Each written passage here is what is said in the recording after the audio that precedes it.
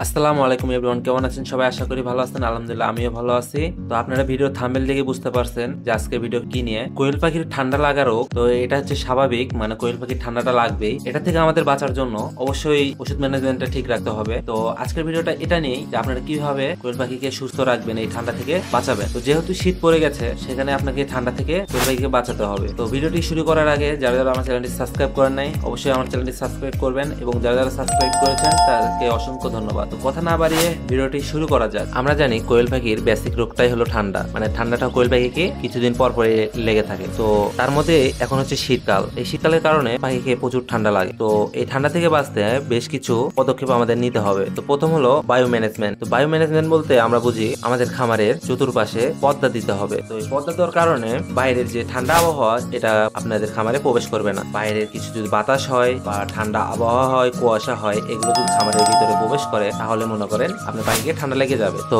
এটার জন্য আমাদের প্রয়োজন খামারের চতুর্পাশে পর্দার ব্যবস্থা করা, যেন বাইরের কোনো আবহাওয়া বা ঠান্ডা বাতাস খামারের ভিতরে প্রবেশ না করে। এখন আমরা আসি ওষুধ ম্যানেজমেন্ট। আপনার পাখিকে ঠান্ডা লেগে গেলে আপনি কোন ওষুধ খাওয়াবেন এবং কিভাবে খাওয়াবেন। তো যদি আপনার পাখিকে ঠান্ডা লেগে যায় তাহলে সেক্ষেত্রে আপনার পাখিকে ওষুধ খাওয়াতে হবে। ওষুধের নাম হলো ডক্সি এভেট। আমি স্ক্রিনে দিয়ে দিয়েছি, তো আপনারা এই ওষুধটি খাওয়াবেন, তাহলে ইনশাল্লাহ সুস্থ হয়ে যাবে। এবং আপনার পাখিকে ঠান্ডা লাগলে আপনারা কিভাবে বুঝবেন? তো আপনাদের পাখিকে ঠান্ডা লেগে গেলে আপনারা পাখির নাকটা চিপ দিয়ে দেখবেন যে কোনো পানি বের হয় কিনা। নাক থেকে যদি পানি বের হয় তাহলে বুঝবেন যে আপনার পাখিকে ঠান্ডা লেগে গেছে। এমনকি আপনারা পাখির ঠোঁট দুটো কানের কাছে নিয়ে দেখবেন যে পাখির নিঃশ্বাসের সাথে কোনো ঘরঘর শব্দ হইতেছে কিনা। মানে আমাদের ঠান্ডা লাগলে যেরকম আমাদের গলা ভারী হয়ে যায় বা বিভিন্ন ধরনের সমস্যা হয়, তো পাখিরও সেম একই কাজ, একই ধরনের সমস্যা দেখা দেয়। তো সেই ক্ষেত্রে আপনারা পাখির ঠোঁটটা কানের কাছে নিয়ে দেখবেন যে সেখানে কোনো ঘরঘর শব্দ হয় কিনা। যদি ঘরঘর শব্দ হয় তাহলে বুঝবেন যে আপনার পাখিকে ঠান্ডা লেগে গেছে। এই দুইটার যদি একটা আপনাদের পাখির লক্ষণ হয় তাহলেই বুঝবেন আপনার পাখিকে ঠান্ডা লেগে গেছে। এই ডক্সি এভেট খাওয়ানোর নিয়ম 1 লিটার পানিতে 1 গ্রাম।